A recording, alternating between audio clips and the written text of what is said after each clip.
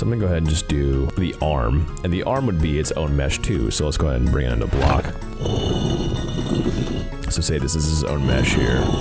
I'll make it taller here, and then we'll make a block for his hand.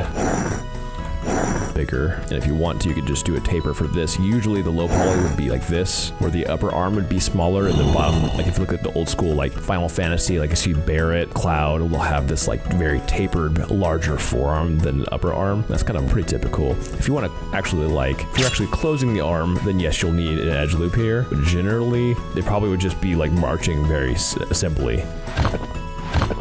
Let's say this is going to be the hand here, then I would say I would have like the thumb on the inside, for instance. And so what I can do here is just a simple extrude right here. I can just pull this away right here to make it a little bit taller. If I want to taper this, then I can make these like the hand a little bit larger like this. And that kind of just perceives like a thumb from a distance. So this kind of looks like he's like has a bald fist. But yeah, this could be like a really cool floating sentry. This could be just the top bit of a guard in a low poly style. So if you're trying to do a retro themed style game, then check this out. This kind of thing is really cool, and I love to see this kind of style as well in newer games. I think it's really cool to bring back that retro theme, but also if you run an indie game or if you run an indie studio, then you probably should do something less lower res. You're not spending nearly as much time on the actual characters. I gotta make his torso. Maybe just a pelvis piece, which is a box, and then I'll duplicate this, make it skinnier and tall.